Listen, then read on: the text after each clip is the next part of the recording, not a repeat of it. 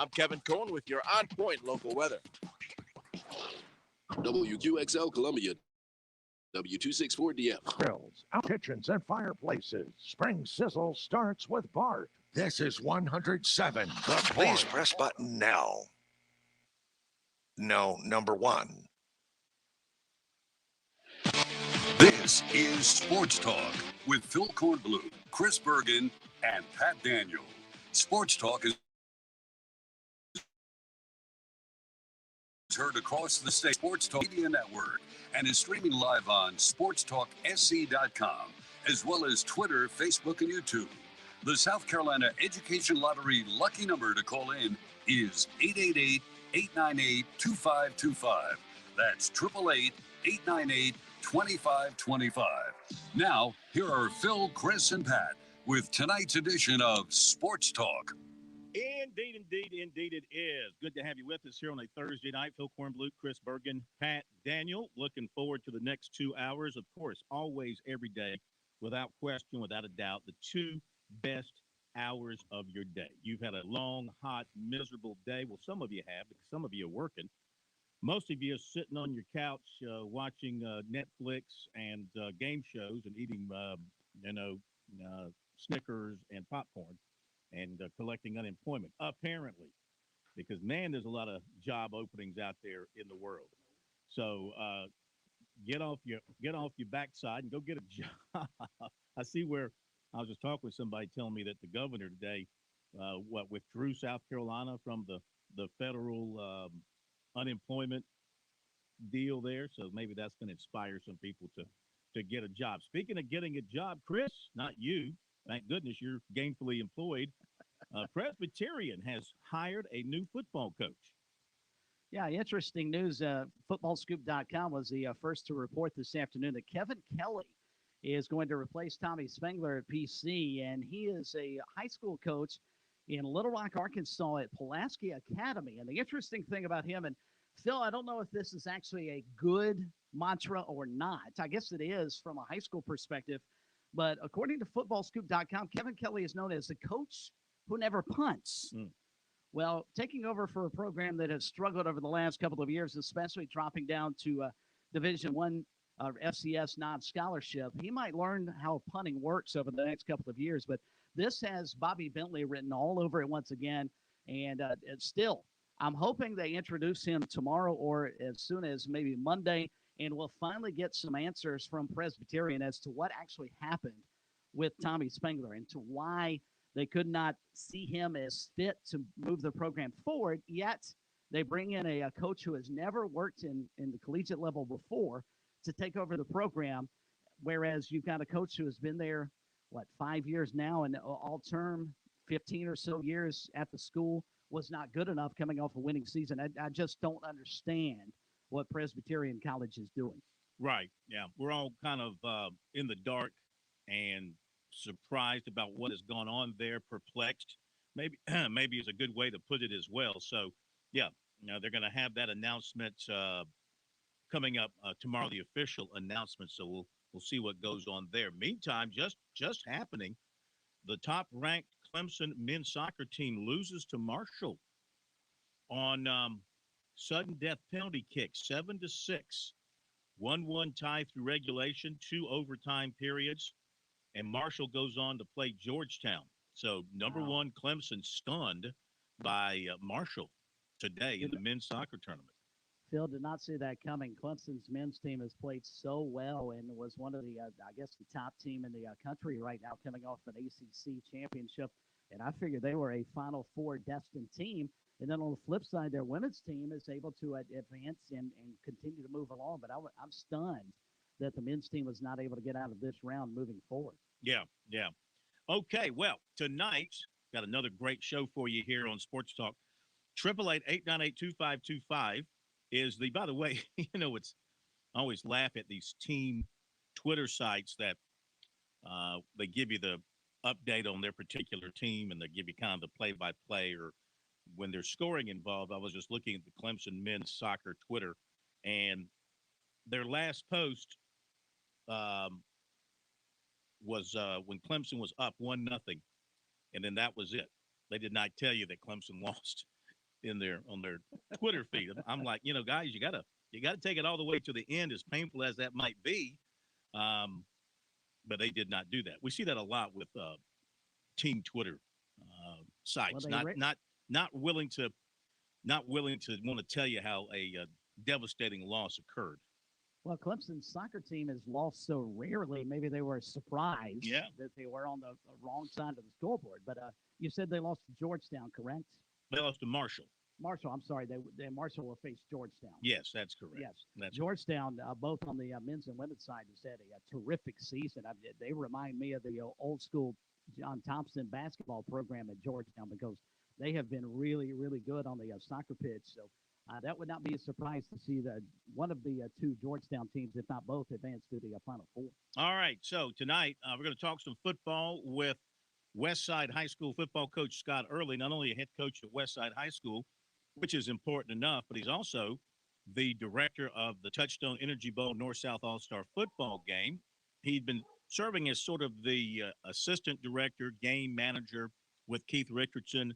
Coach Richardson retired, and now Scott Early has it to himself as far as running the show, and he wants to bring and is bringing some new ideas to that week and to the game weekend. We're going to talk with him about what he has in mind for that great game to keep it thriving and keep it growing as it has done over the past many years. And he'll be joining us at 6:30. And we'll hear from Monty Lee, Clemson baseball coach tonight. Tigers got a nice win last night over Upstate. We talked about that matchup being a crucial matchup really for both teams and really helps Clemson with their RPI to get a win over a team with a higher RPI than they had. And they were able to get Davis Sharp back on the mound for a couple of innings. He is not listed right now in the rotation for this weekend at Georgia Tech. They're going to wait and see what happens over the weekend and leave it TBA for Sunday. But they'll go Anglin and they'll go Keyshawn Askew, Anglin and Askew on Friday, Saturday against Georgia Tech. So Clemson breaks. They've got what now, a 7-game winning streak, and correct. And now they had lost 3 straight midweek games, and so they broke that streak. So they broke the long losing streak. They broke the 3-game midweek losing streak. And seriously, Chris, things are falling into a nice place for them. They're as healthy as they've been all season, Monty Lee tells us. They got a lot of confidence going now. They're swinging the bats well. They got one of the hottest hitters in the country in Caden Grice.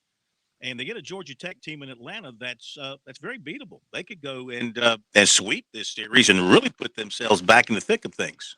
I think that's the mindset you have to have, isn't it, Phil, going into the weekend down in Atlanta? You feel like you're playing probably your best baseball of the season, and I'm not sure you could argue that point with their current winning streak. And if they can go down there and take 3 straight and then roll into the matchup with South Carolina next week, and the Gamecocks scuffling a little bit here of late, maybe they pull that win off. And you look at a team going into the Florida State matchup in a regional weekend, which will be next weekend when they announce the regionals. I don't think Clemson will host one, but they can certainly put themselves in prime position to at least solidify an NCAA tournament berth. And when this team was below 500 not that long ago, I'm not sure many people up in the upstate were thinking this is a NCAA tournament team. But as we've said, give them a chance to get healthy. And they are now healthy as they have been all season, and they are playing some extremely good baseball right now. They are now 40 in the RPI. They moved up 11 spots after their win last night. South Carolina remains number 15 after its win yesterday over North Florida, and Upstate, which had been at 31, only dropped to 33. So still in very good shape. Upstate going to play High Point this weekend and see what they can do there. So we've got Mark Kingston. We've got Monty Lee coming up. We got Scott Early coming up for you.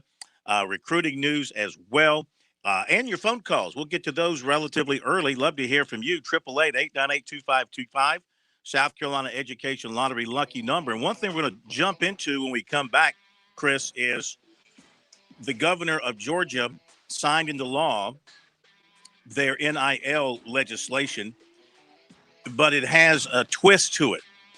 And the athletes at those schools in that state may not get the riches they think they're going to get from all of this, and the schools may be the ones profiting. We'll talk all about that after the break.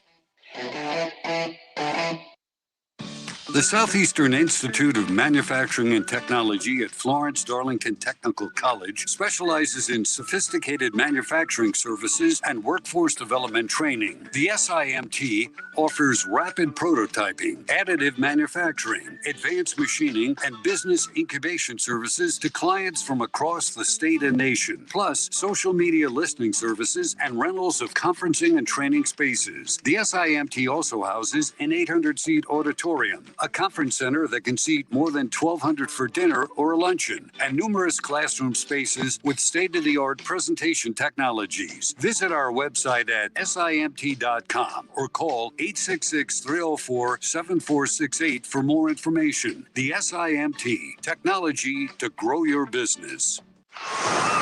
Welcome to Tiny Stories. Today we're with Sonia, who recently won $500 on a scratch-off. I am such a loser. I'm so confused. Ever been to a family reunion? Not if I can help it. My dad's family rents a beach house every year. I've always said I can't afford to go. I am so sorry. I'm assigned a sleeping bag on the porch with cousins I've never met. Been there. Even got the T-shirt. You may be Cousin Tina. No. You know what? That's it for the South Carolina Education Lottery. Tell your story at tellyourtinystory.com. Hi, this is Phil Kornblut of Sports Talk here with Major Billy Downer of the Department of Natural Resources. What words of wisdom do you have for those hitting the water this summer? Phil, collisions can be prevented easily if every vessel operator fulfills three major responsibilities. One, seamanship. It's the responsibility of every boat or PWC operator to take all necessary action to avoid a collision. Two, keep a proper lookout. Failing to keep a sharp lookout is the most common cause of boating collisions. And finally, maintain a safe speed. Remember, boat safe, boat smart. Stay tuned. More Sports Talk is coming up on the Sports Talk Media Network. Founders is offering a low-rate mortgage with up to $4,000 in closing costs to full-time hospital employees, honoring your frontline efforts against COVID-19. With no PMI, no origination fee, and no limit on the loan amount, you can't go wrong. Visit founders.com/HEC and apply for your hospital employee choice mortgage today. Membership qualification required. Terms and conditions apply. Institution NMLS identifier number 410646. Founders is an equal housing lender and is federally insured by the NCUA. The lady in black doesn't age. She just gets tough. And Throwback Weekend is when she likes to remind all the friends, families, drivers, and dreamers just how they got here. Business up front and parties in the back. Over 70 years of history held together with one famous black stripe. Too tough to tame? I guess you'll have to find out. Darlington Throwback Weekend, May 7th through 9th. Get your tickets at darlingtonraceway.com. South Carolina, we just tried. The future of golf is waiting for you at the Players Club. Rain, shine, or after dark, you can enjoy the game of golf anytime at Columbia's Indoor Country Club. The Players Club delivers the most realistic golf experience and offers more than 90 championship courses. Player practice with the same state-of-the-art full-swing simulators used by Tiger Woods and Jordan Spieth. Visit MainCourseSC.com to book a bay and become a player today at the Players Club, part of the Main Course, 1626 Main Street in Columbia.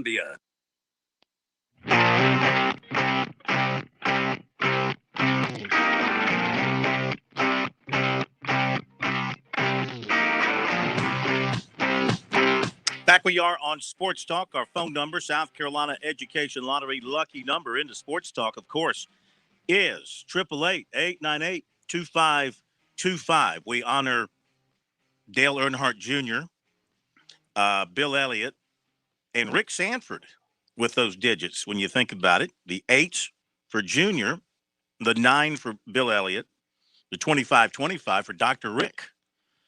We are a thoughtful group here on Sports Talk. We remember our heroes. We remember our past.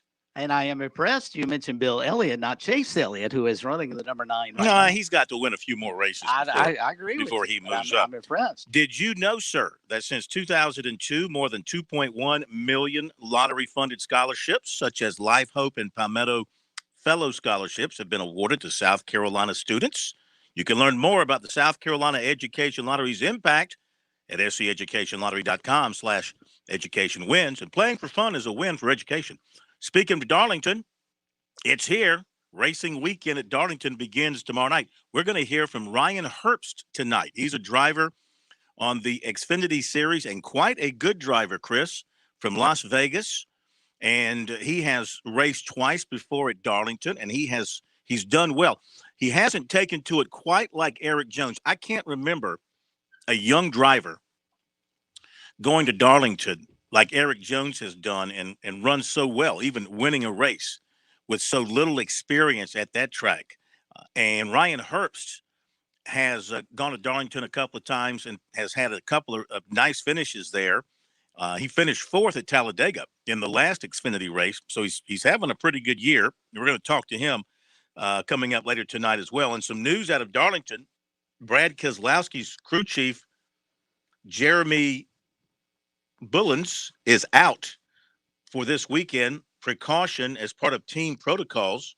Engineer Grant Hutchins will be the crew chief, and he was crew chief for Keselowski at Atlanta after a lug nut penalty at Phoenix, the old lug nut penalty.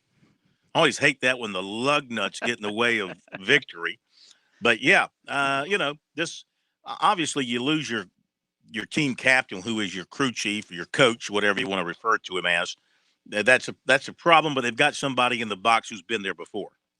When they put the engineers in, normally those guys are as plugged in to the team and certainly to the car as the crew chief is. So that's not as big a deal as it may sound like on the surface. But nonetheless, you want your full team going into Darlington. This is not a racetrack where you can just ride around.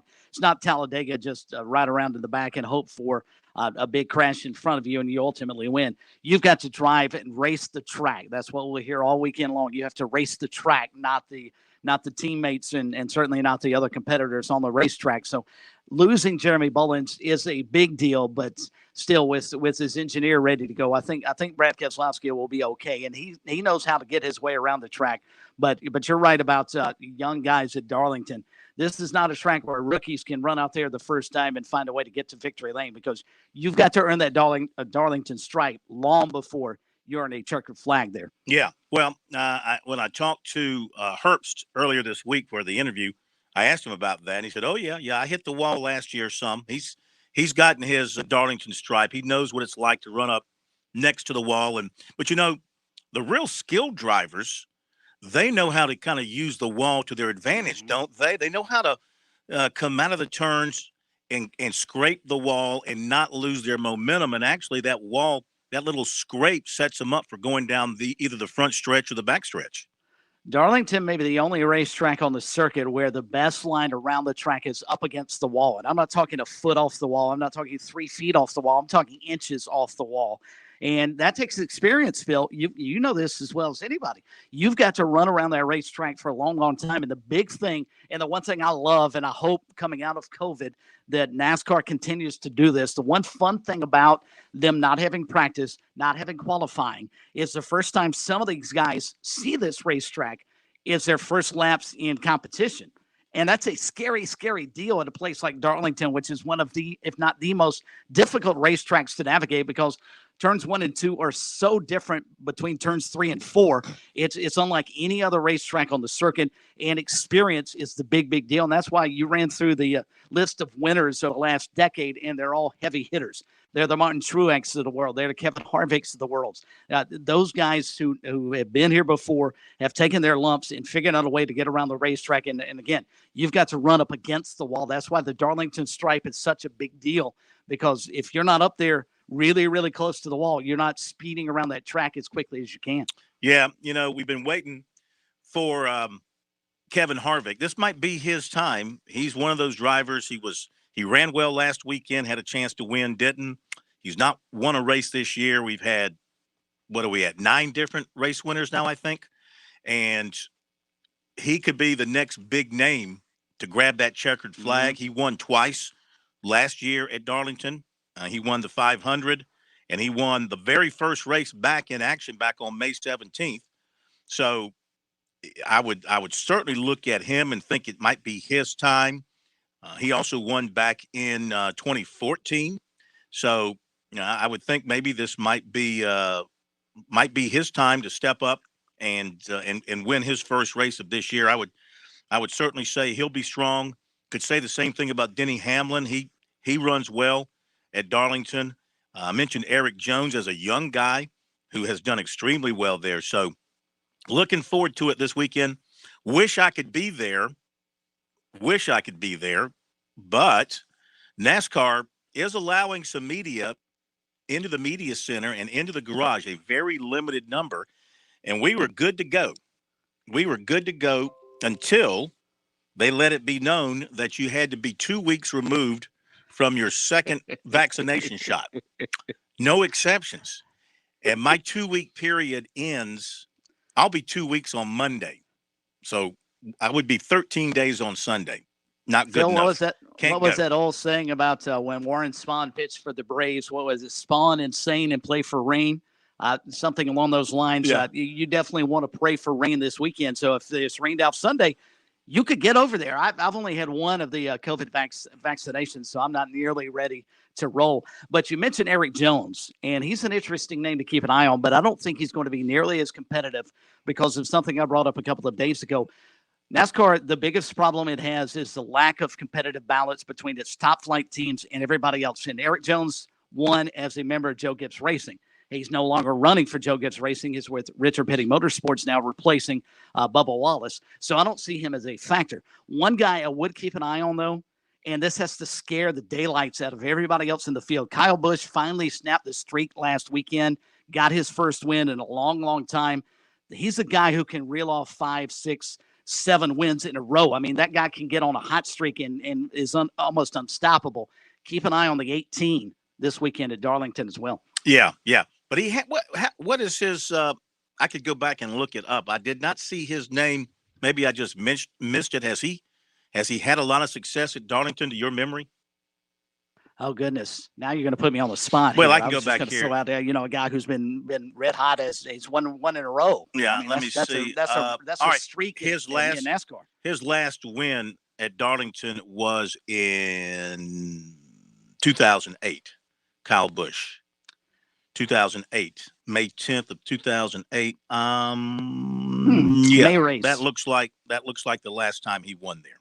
And he won the May race. Yeah. And keep in mind, it's a little bit shorter. You don't have to go through that grueling 500 miles. You only have to deal with 400 this coming Sunday. Yeah, that's right. The Goodyear 400. Of course, things get started on Friday night with the truck race, then the Xfinity race on Saturday. Should be good weather. Now, this other story that we touched upon out of Georgia, where the governor there signed that state's new bill regulating athletes' name, image, and likeness. They held this at the University of Georgia, the signing ceremony. I'm sure the folks at Georgia Tech appreciated that. And this will allow athletes to begin to profit on their own image rights starting on July 1. Okay. Hey. However, inside the law that was signed today, the law allows the schools across Georgia to take up to 75% of an athlete's endorsement income. That cut would be deposited into a pool for all athletes at the school and then redistributed,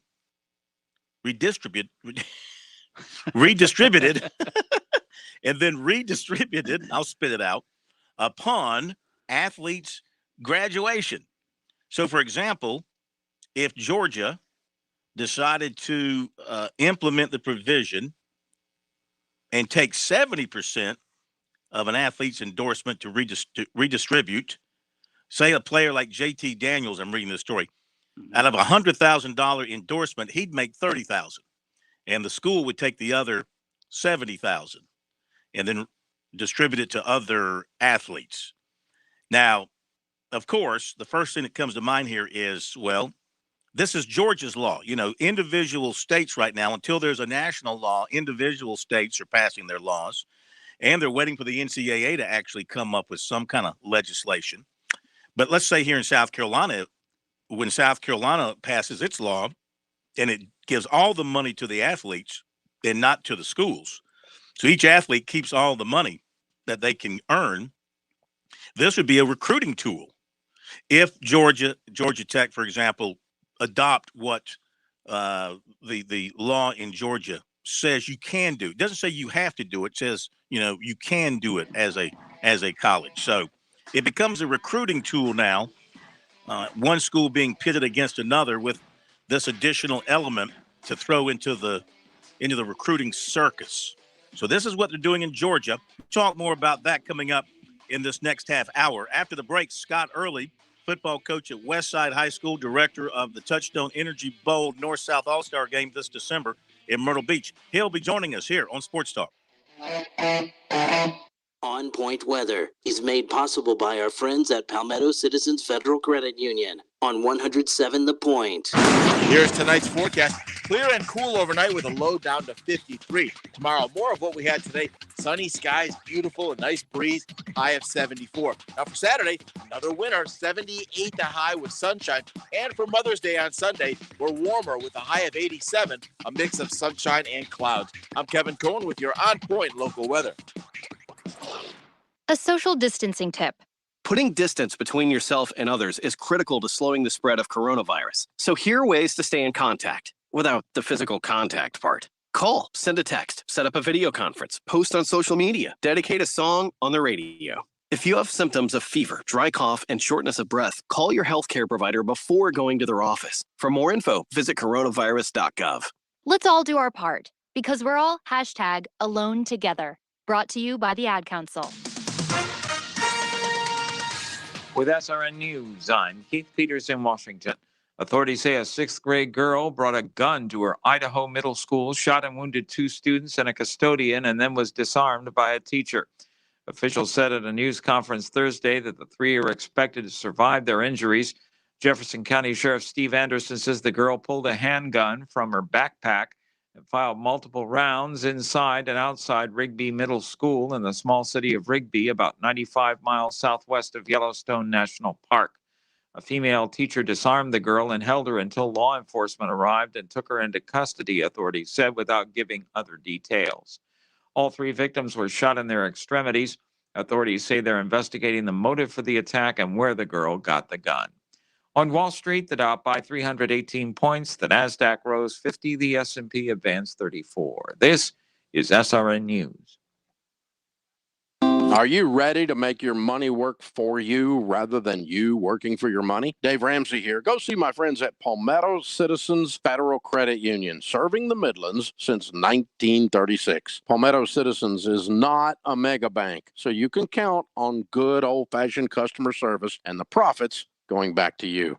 Plus, they care about your financial well-being. With 14 locations, check them out today at palmettocitizens.org. Federally insured by the NCUA. I'm home. Is the AC turned on? It's hot. I've got bad news. What? Our AC died. You're kidding me. No, but there's a bright side.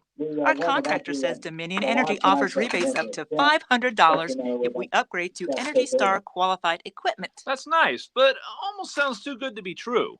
No, I checked it out. See for yourself at DominionEnergySC.com. Where? DominionEnergySC.com. Certain restrictions apply.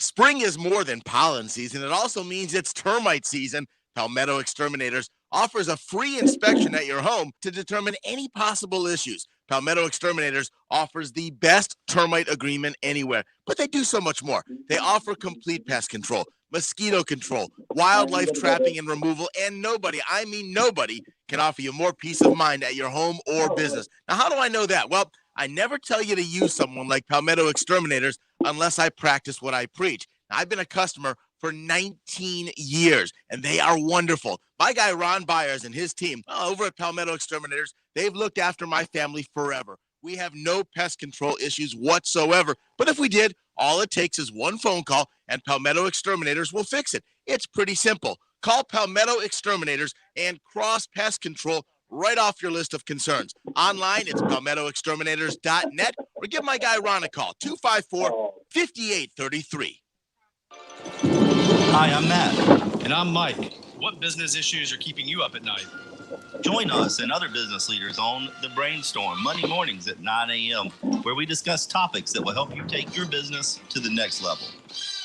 Is that crack in your windshield or your house bothering you? Have you been meaning to have it replaced but just can't find the time? Call Absolute Glass, voted Lexington's best glass shop for 12 years in a row. We repair and replace glass on all makes and models. We're the only local high-end auto glass specialist in the Midlands, and we'll come to you to make the process quick and easy. With new technologies and vehicles, we can recalibrate your vehicle back to new. Visit AbsoluteGlassInc.com to learn more about our auto, home, and business glass services. Just remember, if you can see through it, we can do it. WQXL Columbia, W264DF. Grill, outdoor kitchens, and fireplaces. Spring Sizzle starts with Bart. This is 107 The Point. The Point.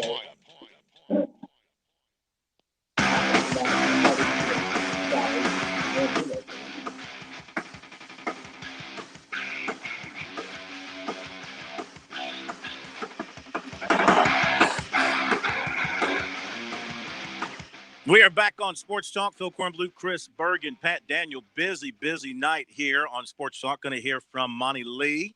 Tigers heading to Atlanta, taking on Georgia Tech this weekend. Big 3-game series. Also, Mark Kingston, the Gamecocks at home, taking on Mississippi State this weekend. Huge weekend for them, considering they've lost their last 2 SEC series, and they are, they're right there in or out of hosting a regional. Win the series this weekend, that might put them in one of those 20, into that group of 20 that's going to be announced next week by the NCAA to lose, and it might definitely knock them out of consideration for hosting a regional. So huge weekend for both of these teams and others around the state that we'll be keeping an eye on. But you know what?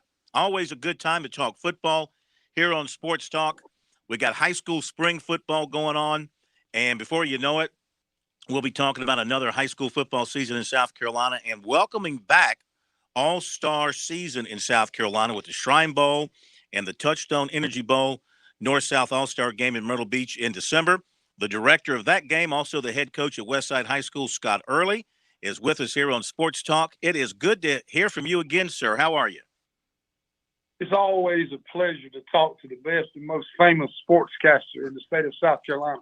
Yeah, that's right. Chris Bergen is with us, but I just wish you'd say hello to me.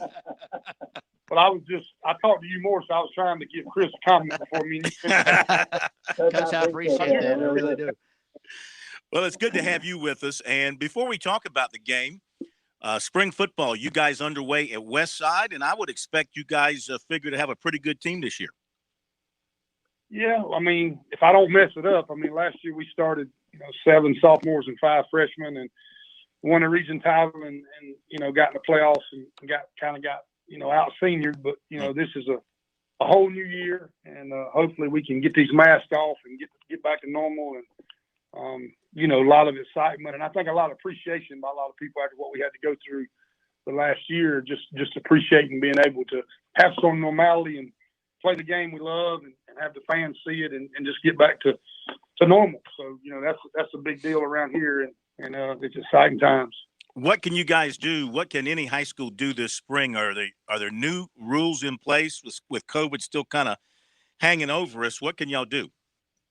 No, actually, they tried to bump back spring and got some folk together and got that straight, and we're actually totally back to normal. So we're the days of May, you can be in full pads 10 of those days and play a spring game. So we're they used to say footloose and fancy free. We're mask free and fancy free. So there you go. Everybody's just back to normal, and it's good to get back to normal.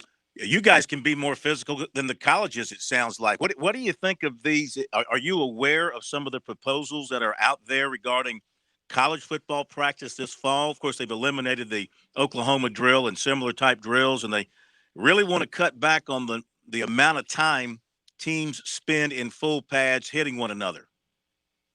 Yeah, I've heard mention about some of that. Usually it's the trickle down theory, so it's probably coming to us, and before long, of course, me and you might not see it in our time. We might have flags on before it's all said and done. Yeah. So, you never know. Ask Dr. Fauci if we should be able to have Oklahoma do, I guess. We're not bringing politics into this, sir. No politics. I'm just glad we got you guys back out there and running around and tossing the football. And you've got a good quarterback. You got a guy that came to you last year and lit it up and really put you in a position, I would say, of prominence up in your region. Yeah, I mean, we were fortunate. It was a COVID-related deal. His dad, lost his job down in South Florida, Fort Lauderdale area, and they were looking for a home, and we just happened to have a guy named Blake Williamson here, who y'all probably all know. Blake played at Carolina until Tannehill got there, and Jackson played for me. He's a big banker, so we were able to secure a position for, and they moved up here, and we got him about 2 weeks before the season started. But he is, he will be a different dude this year as a senior. He can really spin the football, and people have noticed that he's been invited now to Elite 11. So, we're expecting big things out of Pete, and just a great kid, great young man, character, grades, spirituality. He's the guy you won't take in the snap. So we're excited about see what Pete can do, and we got 3 young ones behind him that are just soaking it up. They just follow him around and learn from him, and he's meant a lot to this program and this school. Mm-hmm. Scott Early, head football coach at Westside High School, also from the North-South All-Star Game, joining us here on Sports Talk tonight. And, Coach, about your football team in particular, what did you learn about 4A football last year in comparison to with the split now going to 5 classifications here in the state? How good is 4A football, and how difficult a run was that when you ran into a team like Irmo to open up the playoffs a season ago? Well, we were by no means with this year's team ready for that. We were glad to have won the region and been able to, host at home. And, but it's coming down from 5A to 4A, it's really a numbers game. We would always get there to 2 or 3, and you got to play Dorman and people like that. And they, they're dressing out 95, 100, and you got 50. So we'd get there late in the 4th and just playing people both ways a lot and just run out of gas. I think in 4A, where we belonged with our numbers all along, we have some better opportunities, but some other people have dropped down and it's created some strength at the 4A level. So I think the balance is good. I think the high school league, got it right, and I hope we keep it right as far as the numbers diversity go, because it does matter in the game of football, and unlike other things, and we're happy to be in 4A, but it's by no means a cakewalk. I mean, you still gotta be good to get to the end.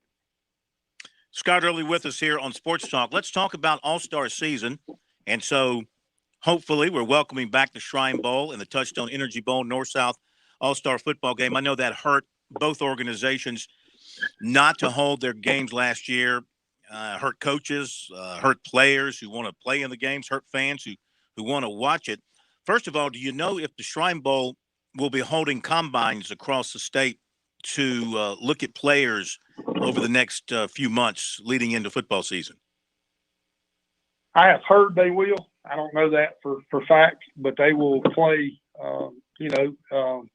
the Saturday after we do at Walford Stadium, and they're on track to have their game, in Spartanburg, and we're on track to have ours in Myrtle Beach. So that's something else that should go back to normal, barring, any unforeseen circumstances that could pop up on us between now and then. Yeah.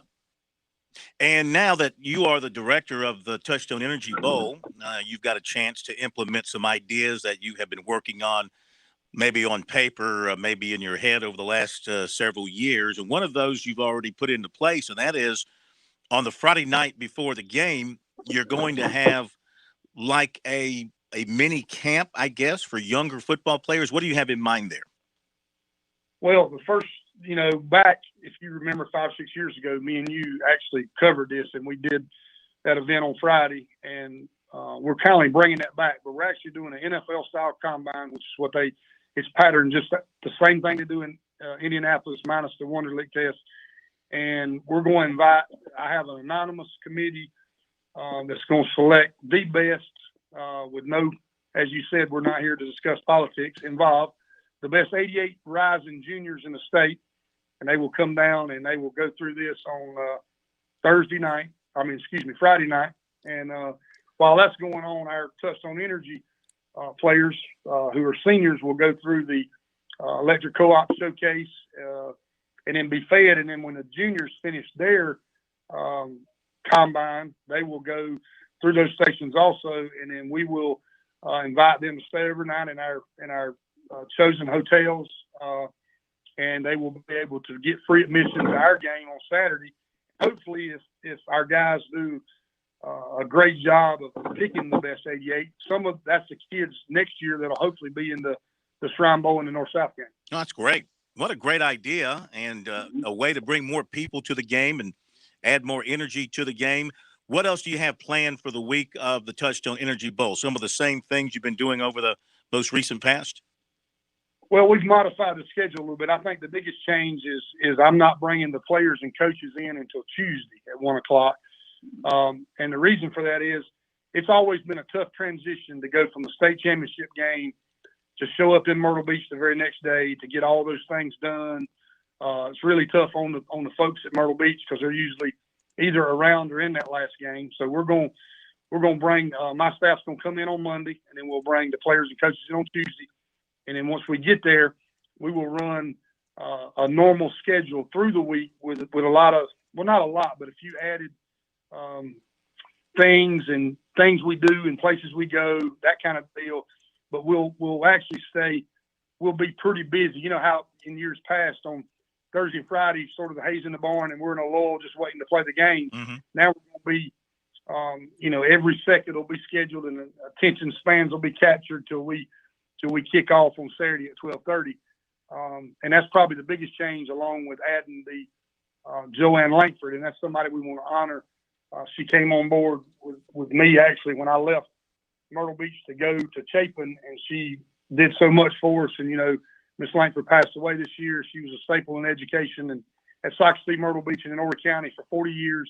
And we're honoring Joanne because if you remember back when we did that, her son Bill, who runs the gym in Myrtle Beach, was actually a guy who helped us put the old combine that we did together. So we kind of, several reasons, we want to honor Joanne Langford, touched on Indians Electric Co-ops.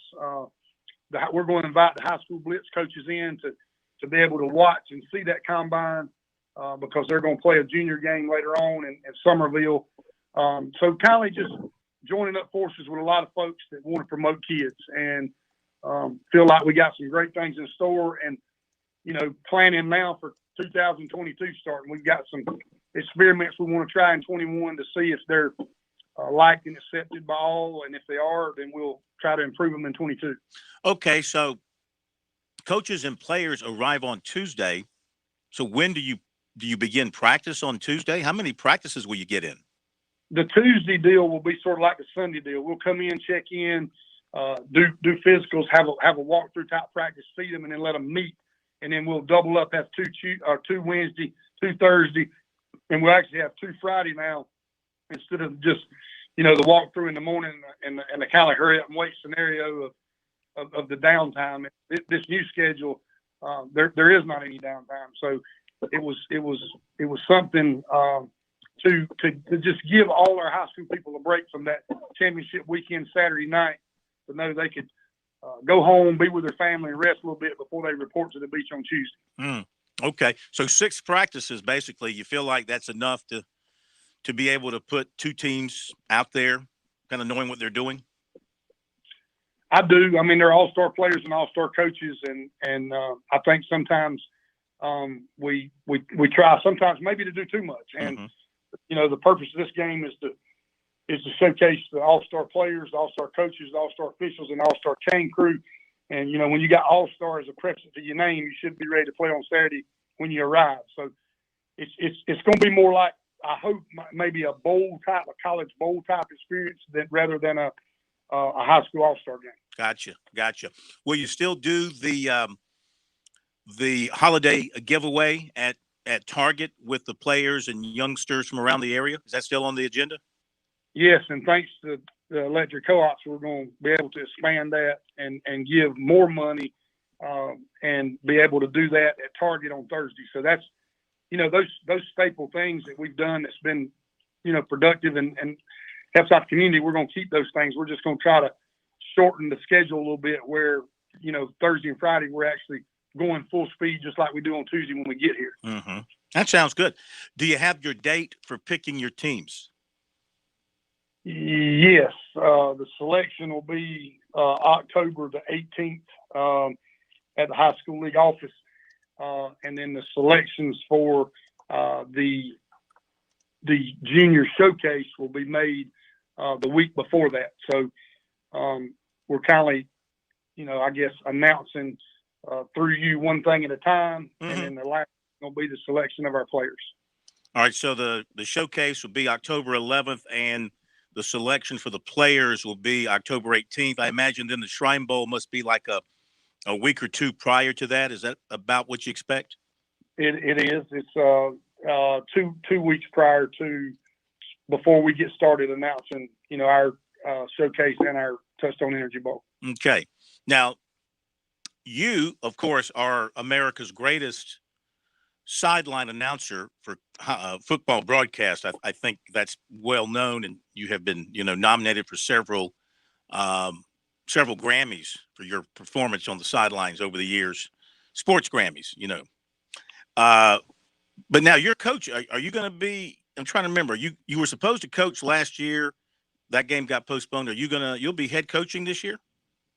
No, once Coach Richardson decided to retire and Coach Dula, I guess, hired or appointed me to this position, I kind of gave up that role. My son was going to be a senior, and I had some good kids, that I was going to coach in the game before it got postponed. But no, I'll just direct the game, and I had a surprise for you that I wanted to release on air. So after 10 years and all the nominations for Grammys, you will actually be able to retain your best sideline reporter in the country in a dual role multicasting as the director of the game and also Phil Kornbluth's sideline reporter. There you go.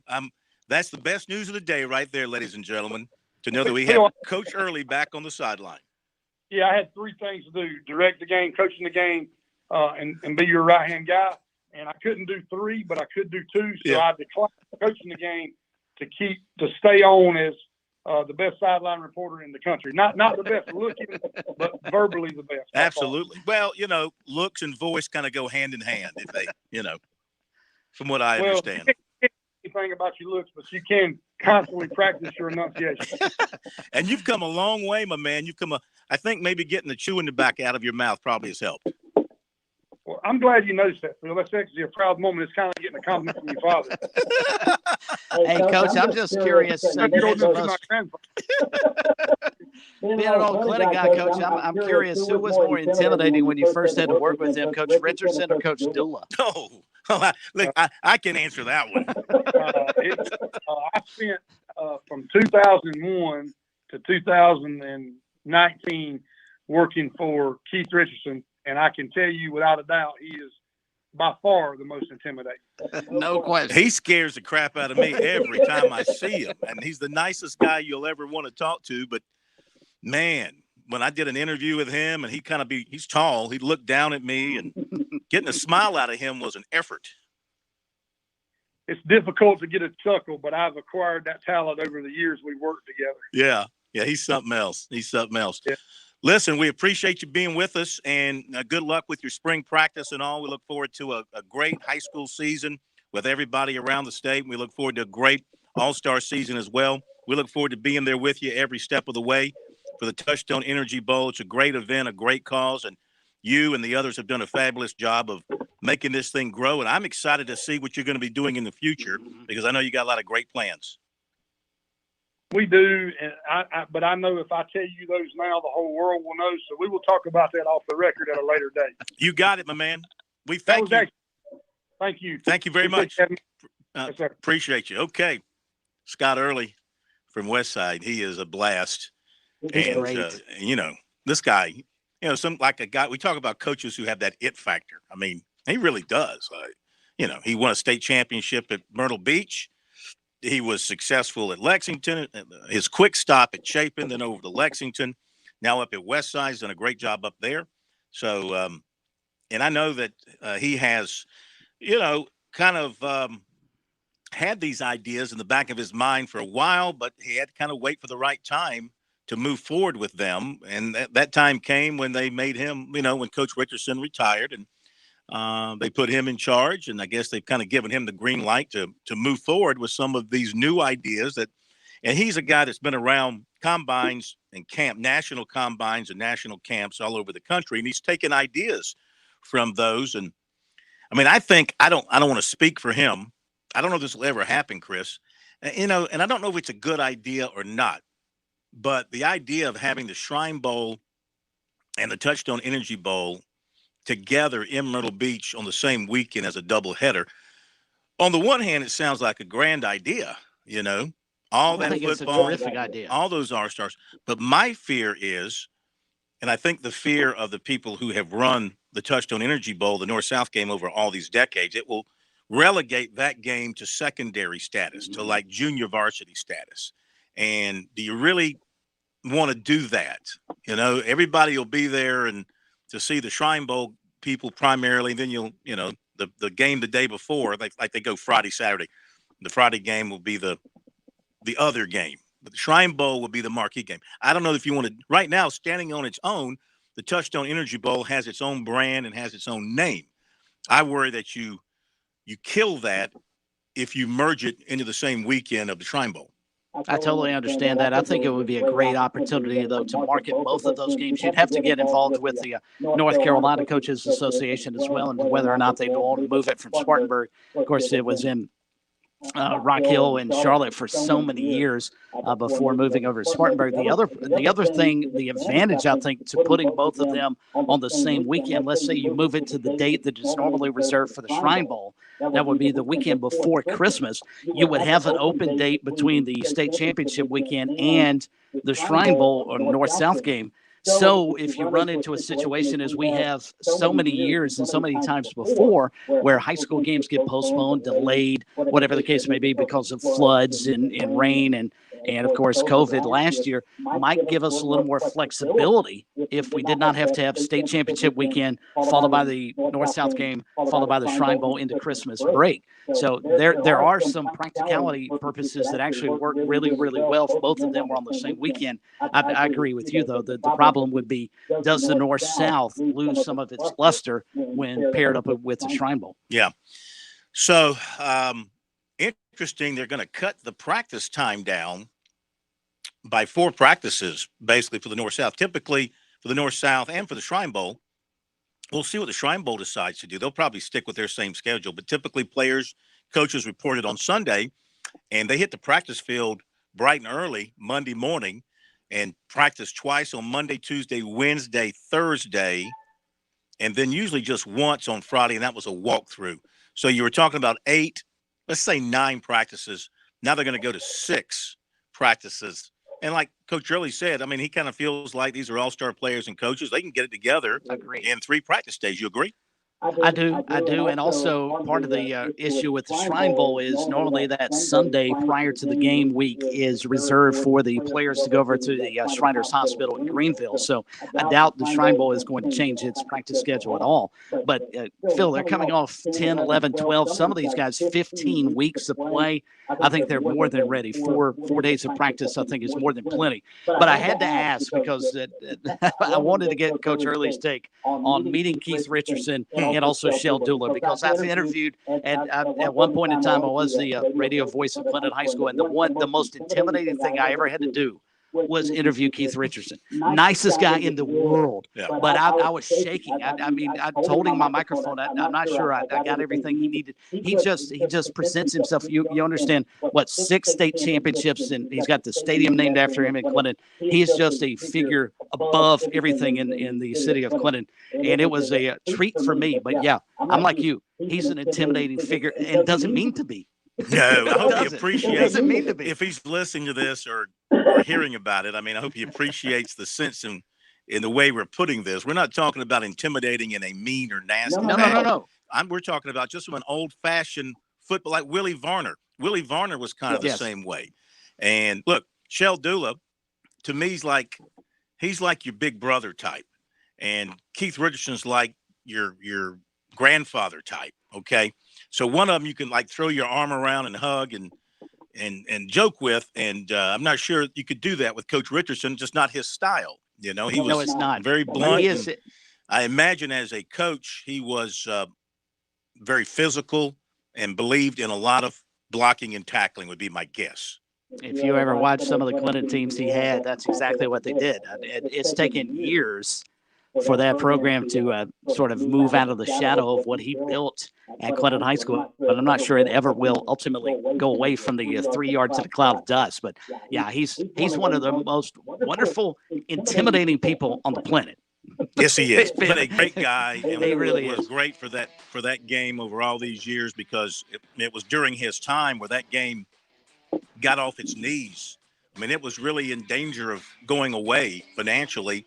And through his connections in South Carolina, able to always find the financial support and sponsors and backing to keep it going. So largely because of his efforts, we still have this game today. Okay, we'll be back. Top of the hour break. By the way, before we do what's supposed to happen here, thank you for pushing the button. I thank you. Programming thanks you. America thanks you. WQXL Columbia, W264DF. Grills, outdoor kitchens, and fireplaces. Spring Sizzle starts with Bart. This is 107 The Point. Breaking news this hour from townhall.com. I'm Keith Peters. Today's the National Day of Prayer. The national televised event celebrating the 70th anniversary takes place this evening. More details from Bernie Bennett. Americans from all walks of life will gather today to lift up our country in prayer for the National Day of Prayer. Greetings. We'd like to invite you to join us for the National Day of Prayer national broadcast, coming to you live from the Museum of the Bible in Washington, D.C. That's National Day of Prayer Task Force President Kathy Branzell inviting participants in a video message to watch the program tonight. The annual theme this year is praying for the love, life, and liberty to impact Americans from all walks of life and backgrounds. Bernie Bennett, Washington. The event runs from 8 p.m. to 10:30 Eastern Time on the Salem Radio Network. Senator Joe Manchin of West Virginia has once again been named the most bipartisan senator on Capitol Hill. Senator Manchin once again has proven himself to be the Democrat most willing to try and find common ground with Republicans. It's the finding of the latest CQ roll call bipartisan congressional rankings. It says Manchin voted with Republicans 38.5% of the time last year. Says Manchin, quote, I truly believe that to be bipartisan, you must approach all legislation and all votes with an open mind, understanding that neither party has all the answers. Democrat Kirsten Sinema comes in second on the list, voting against her own party 33.1% of the time last year. Bob Agnew reporting. A shooting at an eastern Idaho middle school has injured 2 students and a custodian, and a student suspected of being the shooter has been taken into custody. The Jefferson County Sheriff says the victim's injuries aren't believed to be life-threatening. Police were called to the school about 9:15 a.m. Thursday, and multiple law enforcement agencies responded. Students were evacuated to a nearby high school in Rigby, about 95 miles southwest of Yellowstone National Park. On Wall Street, the Dow by 318 points. The Nasdaq rose 50. More at townhall.com. Tell me why Relief Factor is so successful in lowering or eliminating pain. I'm often asked that question. Pete and Seth Talbot, the father and son founders of Relief Factor, tell me they believe our bodies were designed to heal. The doctors who formulated Relief Factor selected the 4 best ingredients, 100% drug-free ingredients that each help your body deal with inflammation. Order the 3-week quick start now. Discount it to only $19.95 to see if it will work for you too. Call 800-500-8384. ReliefFactor.com. With a Democratic sweep officially in place, we are now at the mercy of tax and spend economics. Get ready for runaway national debt pushing the further devaluation of the dollar. So if you haven't invested in gold, now is the time to protect your savings. Birch Gold Group is the premier precious metals IRA company in America. With an A+ BBB rating and thousands of satisfied customers, Birch Gold can help you move an eligible IRA or 401k into an IRA backed by gold. Go to birchgold.com/radio for your free information kit. That's birchgold.com/radio. An Army trainee from South Carolina is behind bars, charged with hijacking a school bus Thursday morning. Police in Columbia, South Carolina say the hijacking happened near Fort Jackson. That's the U.S. Army's largest basic training facility. The Richland County, South Carolina sheriff says the trainee, identified as Jovan Colasso, ran off post and escaped armed with a rifle.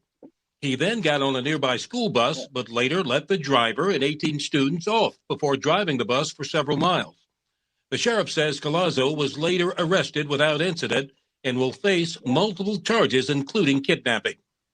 I'm Bill Alexander in Washington. In an apparent industry first, the global insurance company AXA says it will stop writing cyber insurance policies in France that reimburse customers for extortion payments made to ransomware criminals.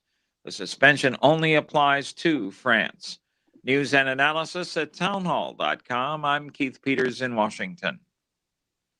On Point Weather is made possible by our friends at Palmetto Citizens Federal Credit Union on 107 The Point. Here's tonight's forecast. Clear and cool overnight with a low down to 53. Tomorrow, more of what we had today. Sunny skies, beautiful, a nice breeze, high of 74. Now for Saturday, another winter, 78 the high with sunshine. And for Mother's Day on Sunday, we're warmer with a high of 87, a mix of sunshine and clouds. I'm Kevin Cohen with your On Point local weather. WQXL Columbia, W264DF. Grills, outdoor kitchens, and fireplaces. Spring sizzle starts with Bart. This is 107 The Point. This is The Point. Make thepointradio.com.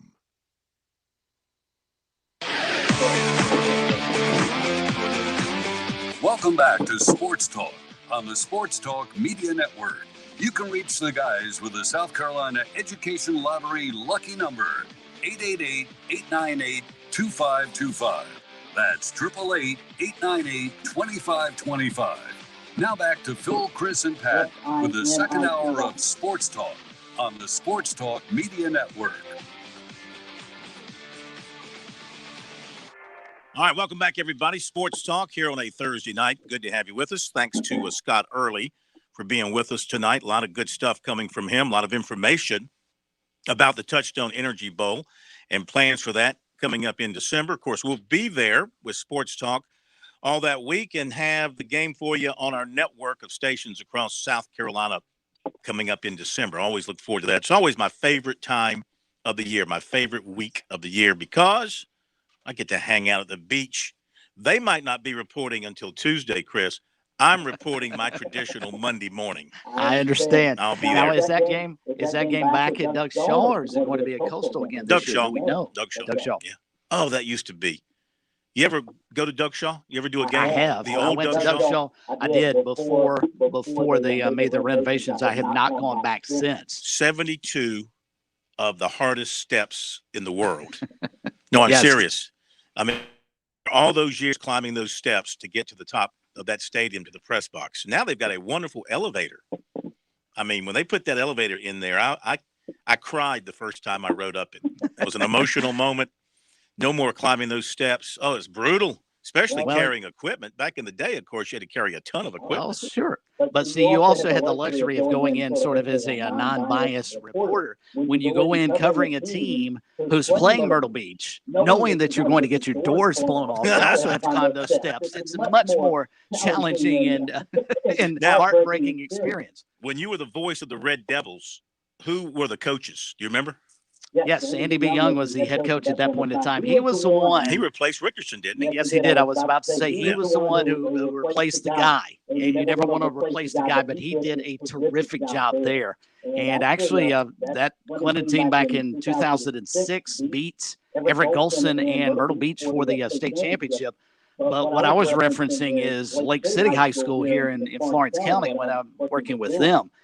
At one point in time, there were a couple of years where they were in the same region with Myrtle Beach, and that was never a fun experience. Yeah. Trust me, to be on the Lake City side. Oh, I can imagine. All right, 888-898-2525, South Carolina Education Lottery lucky number here on Sports Talk. We're going to hear from Mark Kingston. We have talked about this. We're going to get the calls in a second, but we talked about this last night, and he, obviously, being a loyal listener of Sports Talk, took our commentary to heart. Gamecocks are changing up their rotation for this weekend. So it will be Jordan on Friday night, Sanders on Saturday, and Farr on Sunday, just to shake things up. Those are still, he said, the three main guys, Chris, but just to shake up that mojo a little bit. Well, I think it's the appropriate move, and we touched on this. And if Coach Kingston is taking our advice, Phil, I think he's in worse shape than probably needs to be, because that guy's got more about baseball than either one of us would ever know. But that being said, I think it was fairly obvious. Thomas Farr has struggled on Friday nights. But Mike Morgan brought up a great point last evening when we had him on the program. He said it's irrelevant, whomever is on the mound, if the offense is only generating 1 or 2 runs a game. You're not winning the contest, whomever is out there pitching, unless they're throwing a no-hitter. So I think what this does is not only hopefully from a Gamecock perspective is maybe generate some enthusiasm with the pitching staff, a little bit of a change, and maybe take some pressure off of Thomas Farr. But Phil, maybe more importantly, it lights a fire under the offense to realize, hey, we got our normal Friday starter bumped to Sunday because we weren't performing. Let's go out and make sure we don't do that again for Brandon Jordan. Yes, and you're facing a big-time hitting team in Mississippi State that ordinarily, they would be traveling to South Carolina today and getting in sometime today and playing tomorrow. They came into South Carolina, the state, on Tuesday, and then they played the Citadel last night down in Charleston. So for them, they're making the easy ride up 26 back to Columbia. They'll be well rested and ready to go. This will be a tough series for South Carolina, and they need to win a home series. They need to beat a quality team ranked ahead of them in their league. Their RPI is still good at 15, but there's so many good teams in the SEC. There's only so many SEC teams that are going to get home regionals. In fact, Baseball America came out with their latest projection. They have the Gamecocks as a 2 seed playing in Charlotte, and they have Clemson as a 2 seed playing at Vanderbilt, and they have Upstate as a 3 seed playing in Knoxville. So, yeah. So you got those 3 in, and you got some new names here hosting according to their projections. Like Notre Dame's going to host, Louisiana Tech they have as a host. Those aren't regular hosts. Charlotte's not a regular host. So those are 3 new names kind of thrown into that mix, which shortens the list. They've got Arkansas, Vanderbilt, Mississippi State, and Tennessee, and Ole Miss. They got 5 of the 16 hosts being SEC teams. Probably not going to get any more than that. No, and we speculated on this a week or so ago about South Carolina could ill afford to drop a series or 2. This was going into the Ole Miss series because the SEC is deserved to have probably 6 or 7 host sites, but they're not going to get that because there would be so much outcry around the country about the NCAA sort of being provincial with the SEC. They weren't going to do that. So the Gamecocks have to win this series for sure and may need to sweep. And they'll probably beat Clemson again next Tuesday, Phil, to have an opportunity to solidify a host site. Keep in mind, they won't be able to use that Tennessee series as an opportunity to solidify a berth as a regional site because it'll be announced long before the Gamecocks play the Vols. Well, let's go to Mark Kingston and hear what he has to say. Mark Kingston met with the media via a Zoom today to preview the game with Mississippi State, the series with Mississippi State, reflect a little bit on the win last night over North Florida. Here's Mark Kingston talking to the media and taking questions from the media earlier today. Obviously, another big weekend in the SEC for us and for a lot of teams. Great challenge again. Another arguably top 2, top 3, top 4 team in the country coming in. So another tremendous challenge and something we'll be ready for. Got to embrace it. When you're in this league, you've got to embrace the difficulty, but also the opportunities that are provided. So we'll have a good workout today and come out ready to go tomorrow. With the regional host sites being announced next week, is there anything that you do differently, or is it the exact same approach for every other game? But what's kind of in the back of your mind with this new scenario that's different than any other year? Yeah, again, you're just trying to win as many games as you can, whether that's opening day, whether that's week 11, week 14. You're just trying to win games, and that stuff takes care of itself. Thinking about that, belaboring the point that, hey, the regionals are being announced soon, it doesn't help you win any games. It doesn't help you win a pitch. So our focus just has to be on the field and let all the outside things take care of themselves. Mark, is the plan to still go with typical rotation this weekend, Farr, Jordan, Sanders? No, we'll go Jordan, Sanders, Farr this weekend. And you mentioned offensively last night, it being a 1 day and 1 mile in a marathon. What's the approach this week been for you guys? How have you maybe changed some things up, or is it just harping and belaboring just the same points about approach and different things like that? Yeah, our approach offensively is always to hit line drives, battle with 2 strikes, That's the foundation of any good offense is you have a bunch of guys that can hit line drives, and if they're strong, line drives can turn into home runs. And you need guys to battle with two strikes. And sometimes we've done that very well. Sometimes we've not. So what we've done in practice this week is just create drills that emphasize and overemphasize that approach. More so than we have, just trying to make sure that we're leaving nothing to chance. And so we have some veteran hitters. So at times, kind of let them go and tell us what they need to be comfortable. And then there's times for the coaches to step in a little bit and say, hey, we need to monitor this and force some things that we think have to happen in practice. And so we've done a little bit more of that this week. Just going back to the rotation, what was kind of the thought process behind that move? Well, we just need to spark it. We want to do something to maybe change up a little bit of the mojo. And all three pitchers deserve to be weekend starters right now. But, obviously we haven't had the kind of success overall that we wanted to. And so, sometimes you got to try some things and see what it looks like. Brett Carey obviously is your closer, your back end guy. How do you balance using him in that role and knowing he's one of your better guys and he might not get a chance the first day or two in a series? How do you kind of balance that? And is there a chance he might just get some early innings this weekend? Obviously he's a very important weapon for us. So, there's different ways to use weapons. You can use them one time as a starter and say, okay, those 5 or 6 innings, you hope you win that game, and they're unavailable for the other 2 games. You can bring them in out of the bullpen in different capacities and say, all right, he'll give us a 2-inning save one day and 1 or 2 inning save another day, and so he can impact 2 games. Or you can pick a game where maybe the starter doesn't go as long as you want, and then you can give him length in that game. So what we're doing with Brett is just allowing what is one of our obviously best weapons is to just the flexibility of letting the games dictate where's the best place to use him. I feel confident the answer is no, but is there a morning update on Jack or how he's feeling? No, he'll be evaluated today by the doctors. But no, we don't know any more today than we did last night at this point. Obviously, Mississippi State's a top 5 team in the country. Just in watching film and looking at scouting reports, what have you seen from them, especially their offense? It seems like it's a pretty top to bottom good offense. Yeah, again, I mean, I think we cornered the market on playing top 5 teams in the country, and that's what we want to be. So you just got to keep battling them. It's a really good team. It's a very good pitching staff. They strike out a lot of people. They've got a lot of power arms. Offensively, they're led by Tanner Allen, a kid that we had on Team USA as our 3-hole hitter a couple years ago. Is a tremendous left-handed hitter. And they're just a lot of guys that can hit. And so it's top 5 for a reason. And you just have to be on top of your game. We have to play really well. In this league, sometimes you can play really well and still lose the game. We need to play really well and start winning some of these close games against the top teams in the country, because that's what we want to be. And how's Josiah doing with that groin? We'll see in practice today. He was not available for the game yesterday, but he's being cleared to practice today. And based on how that goes, we'll determine his availability tomorrow.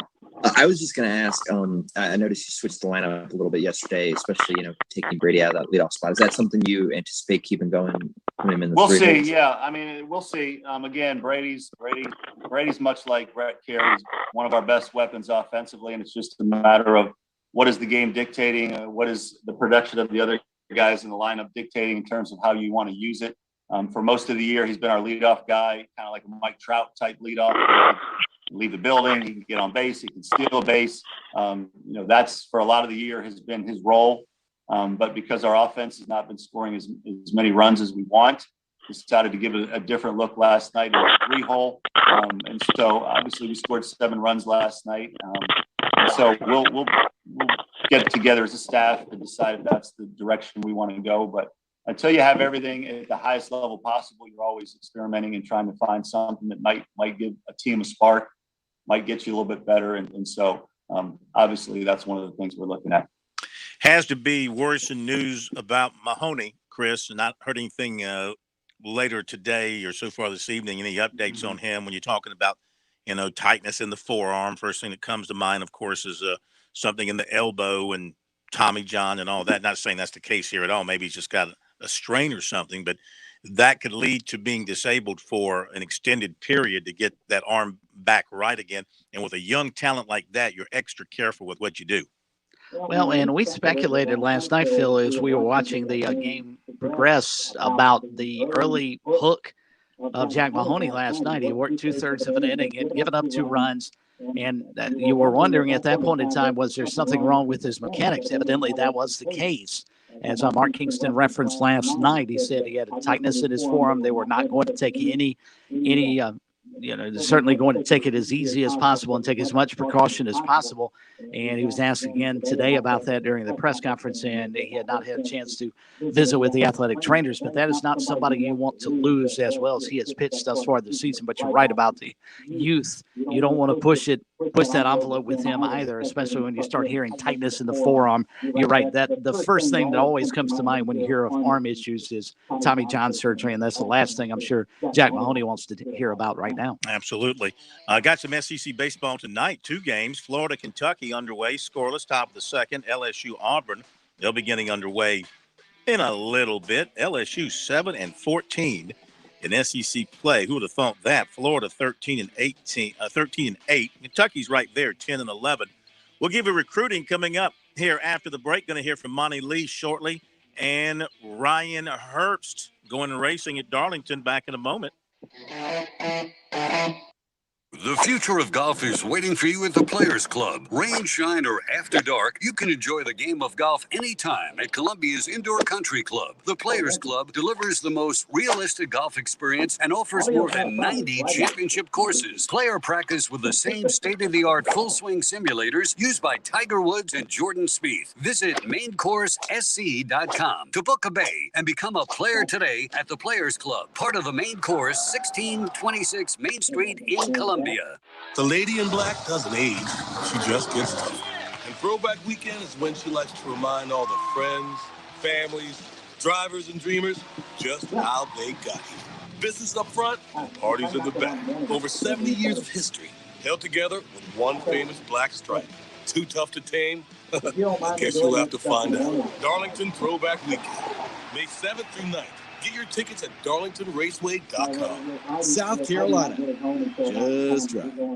There are many things to like about the Carolinas, and one of those is Founders Federal Credit Union Founders Online. The Founders app and using your Founders cards and digital wallets are just some of the perks you'll have at your fingertips. And with over 30 locations, we're always closed. Visit RelaxJoinFounders.com or visit one of our office locations to see if you qualify for membership with Founders. Relax with Founders. Services require credit evaluation. Terms and conditions apply. Founders Federal Credit Union is federally insured by NCUA. You're listening to Sports Talk on the Sports Talk Media Network. We're back in a moment. I'm attorney Jim Corbett. I love sports, and I've helped people for over 30 years. Contact me at jim@jimcorbettattorney.com when the insurance company won't pay your claim or you have complicated issues. Some other business causes your business to lose money, jim@jimcorbettattorney.com. When you lose a relative and find out you got cut out of a will or don't get what was promised. When you have serious injury, like from a wreck or mishap or on the job, jim@jimcorbettattorney.com. Enjoy life to the fullest with tasty peanuts that pack a lot of flavor.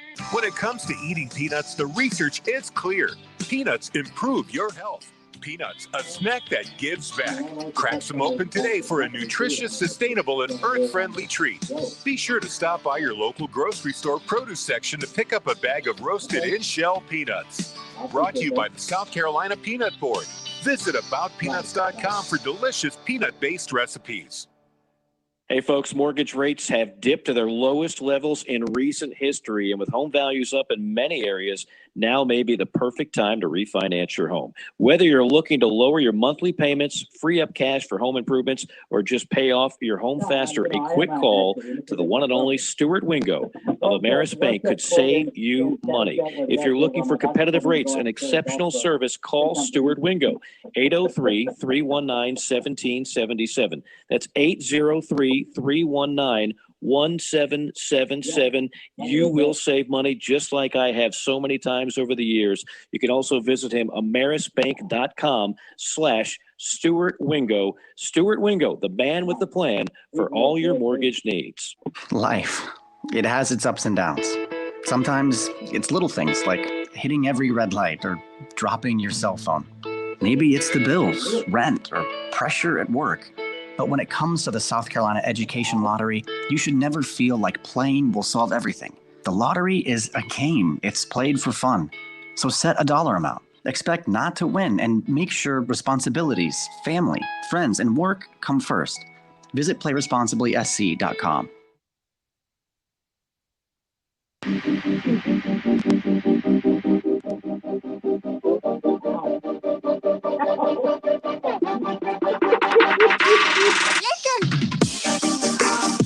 We give you the recruiting report. Why? Because you asked for it here on Sports Talk, and you need it. You need recruiting on a daily basis. Recruiting is good for what ails you. And you know what else is good for what ails you? A delicious meal from Seawells. Boy, you want to feel good after a meal? Go to Seawells and have a meat and three and get all those vegetables and all those good calories and proteins and whatever else is good for you into your body. They have their daily luncheon buffet. Every time I eat there, I feel great. I just, feel great. Body looks good, is good, smells good.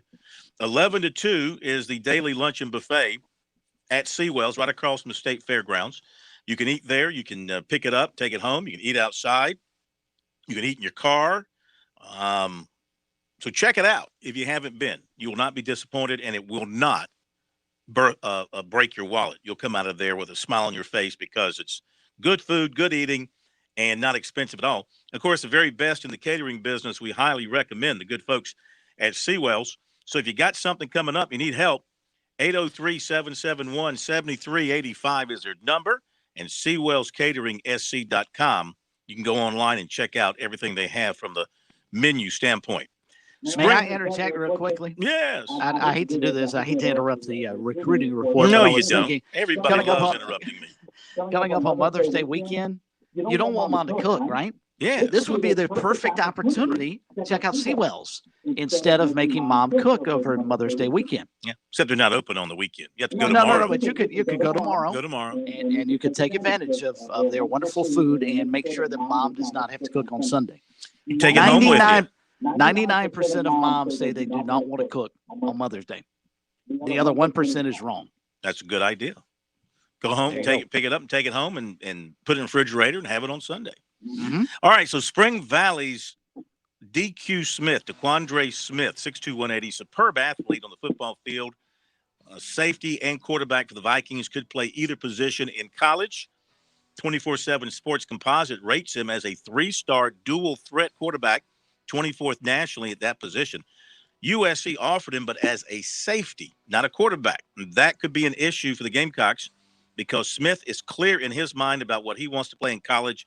That's quarterback. And he says, yes, it does matter to him. He says he's worked really hard at being a quarterback, and that's what he wants to be. He has discussed this with Gamecock head coach Shane Beamer and secondary coach Torian Gray. And he said they told him they're going to talk about it more and probably give him packages for quarterback as well. We asked him if that would satisfy him. He said not all the way. I wouldn't say it was a deal killer, but it's definitely a lower chance for USC. The Gamecocks, however, continue to work him hard, maybe trying to show him how DeCarrion Joyner came in with his mindset on being a quarterback. Now has moved to wide receiver where he's got a chance to be a star at wide receiver. And so, Smith says South Carolina, they tell him it's home, right around the corner. Everybody there is a family. He's done several Zooms with the Gamecocks, did a virtual visit a couple of months ago, went to the spring game, got a closer look, said he was amazed with the atmosphere. And he says it's definitely somewhere that he could call home. Great atmosphere, and he liked it. Michigan also offered early, but he said he's not hearing much from the Wolverines at this point. Georgia Southern, FAU, and Charlotte also have offered. They want him strictly as a quarterback. Of those, he said he's talking the most with Georgia Southern. And really his decision right now is USC as a safety or Georgia Southern as a quarterback. He doesn't have a timeline because he wants to see what other offers will come in. Last season, he passed for 1,258 yards and rushed for 478 yards and accounted for 18 touchdowns. Clemson target, cornerback Ryan Turner of Hollywood, Florida, committed to Ohio State. This was a major Clemson target. He was very interested in Clemson, spent 4 days there leading to the spring game. Clemson, though, They have other cornerback targets on their board, including one they offered today, Earl Little Jr. of Fort Lauderdale, 4-star guy. USC target receiver C.J. Smith of Orlando, offered by Georgia. Offensive guard Rakeem Cooper, 6'4", 280, Oakdale, Connecticut, committed to Coastal Carolina. Coastal basketball coach Cliff Ellis announced the signing of Rudy Williams. He's from Ontario, and also Kansas State, and also Northwestern Oklahoma A&M. Played in 27 games for the Wildcats, averaging 18 minutes per game, 5 points per game, about 3 rebounds per game. And so he is headed to Coastal Carolina. Also, College of Charleston has announced a couple of transfers they have signed. I'm going to have to look that up during the break. Pat was telling me about it. We'll look that up during the break and report back to you on that. And we got Monty Lee coming up and Ryan Herbst on Darlington. We'll be back. Hi, this is Kevin Cohen. I'm the owner, the general manager here at The Point. One of the most valuable lessons I've learned is to partner with great people. To that end, I'm looking to partner in the upcoming months with like-minded business owners, people who want to grow their respective businesses. Would you consider meeting with me in the very near future to discuss how The Point can partner with you so that you can exceed your own expectations in the coming year? Let's sit down over a glass of tea, a cup of coffee. Let's talk about how your business and my business can work together to meet our collective goals. I'm not looking simply for advertisers. I can find them by simply cold calling people a few times a week. What I'm looking for are business partners who share the vision that I have for my own small business. That vision is very simple. Local businesses need to support local businesses, period. If you have an interest in telling people about your business via the radio, let's make it happen affordably and local. Call me directly, 563-8558, 563-8558. I'd appreciate the chance to meet with you. Maybe we can help each other. With SRN News, I'm Keith Peters in Washington. A Texas man charged with the attempted capital murder of a peace officer is set for trial next month in Bowie County. The Texarkana Gazette reports that Bowie County District Attorney Jerry Rochelle said the state is ready to present the case to a jury on June 1st. According to a probable cause affidavit, 37-year-old Aaron Caleb Swenson is accused of streaming on Facebook Live as he drove the streets of Texarkana, Texas, searching for a police officer to kill. Swenson is currently being held in the Bowie County Jail with bail set at $1 million. A good day on Wall Street as the Dow was up by 318 points to 34,548. The Nasdaq rose 50, the S&P advanced 34, oil down 92 cents to 64.71 a barrel. This is SRN News.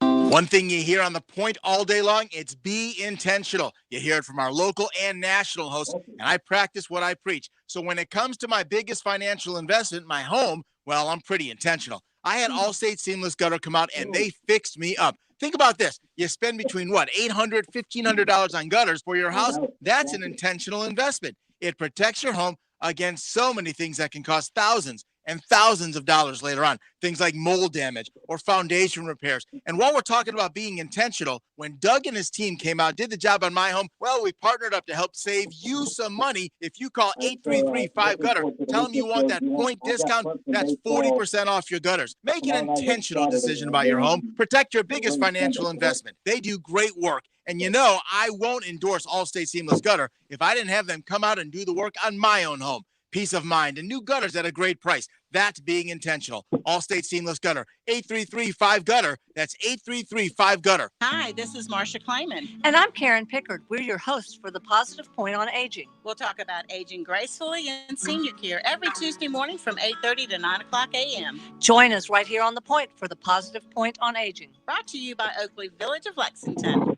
Hey, honey, I hear they have the COVID vaccine over at True Pharmacy. Yes, I heard that too. And the pharmacist said they have the Johnson & Johnson one-shot vaccine.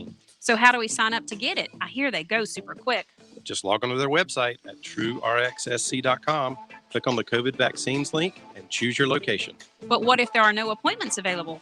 They refresh their website every time the state sends the new shipment of vaccines. Great. I'll put that on my to-do list right now. Remember, it's truerxsc.com. Hello, Midlands. It's Jay here with The Melting Pot. Here's a few questions we get when people call us. Do we serve only chocolate? No, we serve 4 courses, but you can get just chocolate or 4 courses of chocolate. No, you don't have to sit at a big table with strangers around you, but you can sit at a big table with friends around you. You just need to bring the friends with you. We also specialize in having lots of private booths with real walls between them, so you won't feel like a fish in a plexiglass tank. Come and see us at the Melting Pot, 1410 Colonial Life Boulevard. Have you fallen behind on your taxes and might be facing IRS penalties? Have wage garnishments, levies, or liens? Have unfiled tax returns? You want someone local and qualified. Don't fall for those national spots. Meet with me, Teresa, at Capital City Professional Services, and let me help you through your tax maze. I can help with all your tax resolution issues. There are options to get you back on track. Call Capital City Professional Services, 400-8683. That's 400-8683.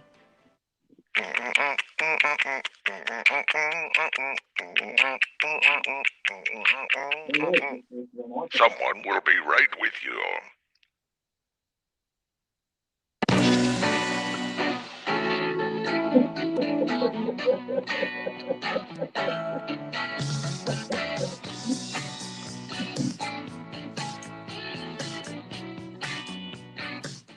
A couple of more important recruiting items. Did you give me that, Pat? Did you look up those College of Charleston guys real quick?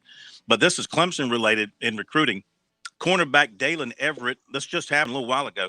Cornerback Dalen Everett of IMG Academy, he named the top 5 of Clemson, Georgia, Oregon, North Carolina, and Florida State. And cornerback Jaden Bellamy of Orodale, New Jersey, named a top 6 of Clemson, Notre Dame, Penn State, Rutgers, Oklahoma, and Ohio State. So Ryan Turner goes to Ohio State. Clemson offers Earl Little, corner, Everett, and Bellamy. They have Clemson on their short list. And, of course, there's Jaden Lucas from Malden, maybe the top player in the state by some. He's a corner, highly recruited, that Clemson's heavily involved with. So they still have some very good talent left on their board at corner, even though they missed out on the Ryan Turner kid. And did you look up those College of Charleston transfers?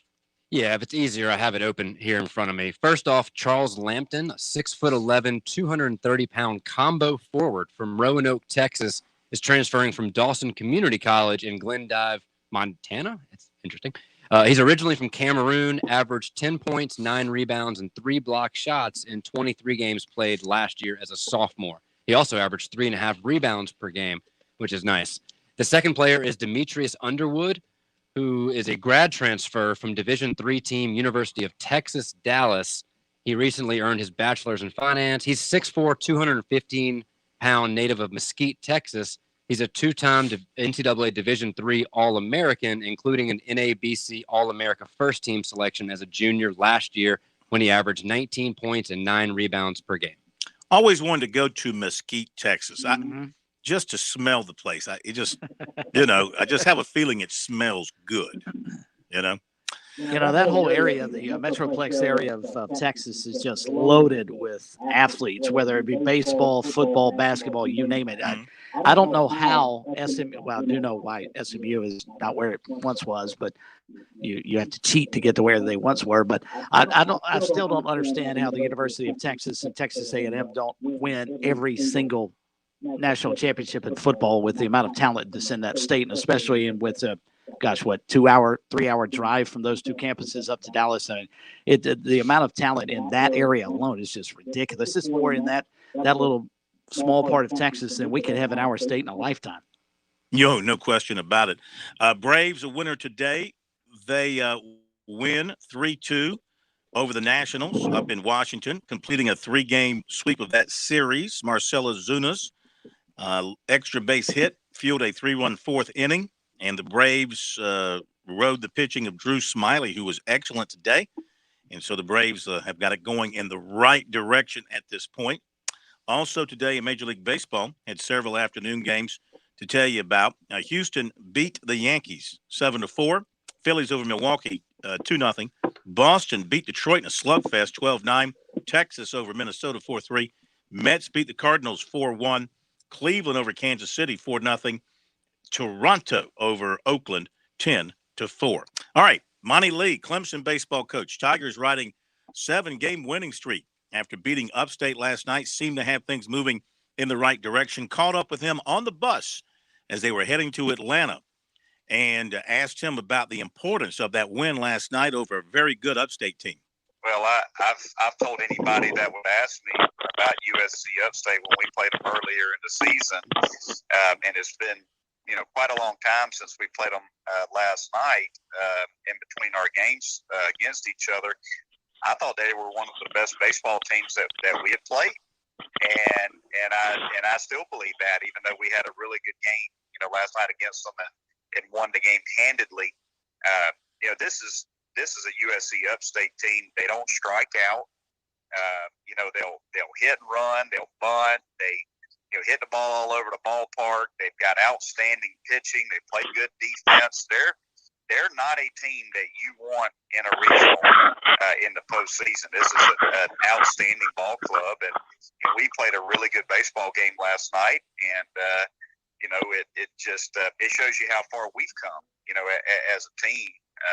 Because they thumped us pretty good. We were in a really bad spot during that time of the season, and we've gotten on a nice streak here and a nice run here lately, and played a good game last night and beat them. So it was a huge win for us. But yeah, they got a great club. What did you think of Davis Sharp, and how do you plan to use him on the mound moving forward? Well, it's a good question. I think that he looked rusty. He looked a little bit rusty, but I mean, that's to be expected. He hadn't been out there. He hadn't had a chance to pitch since the North Carolina weekend. So, and he's only thrown. This would be he threw two bullpens, face hitters for one inning and an inner squad, and then we ran him out there, and his velocity was pretty good. I think he was up to 90 on the mound. So it shows that the arm strength is there. The breaking ball. It looked pretty good. He just couldn't land it last night. So I think he's only going to get better as he gets an opportunity to keep going out there and pitching. A big thing for us now is just to see how does he feel. How does he feel after yesterday's start? I would assume we're going to practice here this afternoon at Georgia Tech in preparation for our series. So I'll get a chance to talk to Davis a little bit and just see how his arm's feeling. How he's recovering, and then. We'll be able to determine from there, how we're going to use him moving forward. So this weekend shapes up on the mound for you to be Anglin, SQ, and TBA? It does, yes. And we'll leave it at TBA. And, the whole reason that we do that is, we'll use Matt Clark and Hoffman out of the bullpen to win a game or to win a series. And then we tend to use the other one to start. If we haven't used him in the pen. So if we use Clark out of the pen, then obviously we'll hold Hoffman and use Hoffman as our starter, or vice versa. I would say it would trend more towards Clark starting, just because Hoffman recovers much better. Clark's been dealing has dealt with some injuries this year, so. Usually with Clark, we only get a chance to use him one time over the weekend. So we would lean probably towards trying to hold Clark and start him. But, if the matchup tells us we need to throw a lefty, he is our toughest lefty on left-handed hitters. And if it gets us back in the series or can help us win a series, if we feel like we need to use Clark out of the pen, we will. We literally just kind of take it one game at a time and then try to win that game and move on to the next one from there. Sure. No Brewer in the lineup for you last night. Was it just a night off for him, or are you making a move there? We're not necessarily making a move there. They started a left-hander who's very, very good. And, Dylan's been struggling a little bit against left-handed pitching. So we just wanted to change it up and get Elijah back in there. Elijah's played a lot of baseball for us. He has not been in there recently. We put Elijah in the game on Sunday, and he smoked the ball to center field off of a lefty from Louisville. So we just felt like, let's get Elijah in there. Let's give Dylan a little bit of a break. He's been struggling a little bit at the plate. Sometimes just taking a step back is good for a player. So we certainly believe in Dylan, and he's certainly going to get back in there. But with the lefty starting yesterday against Upstate, we wanted to go with another right-handed bat and put Elijah in the lineup. Gotcha. Talking to Monty Lee, Clemson baseball coach. Tigers on the way to Atlanta to face Georgia Tech this weekend. So can you expect Caden Grice to be as hot this weekend as he was last weekend? Well, we sure would love for him to be.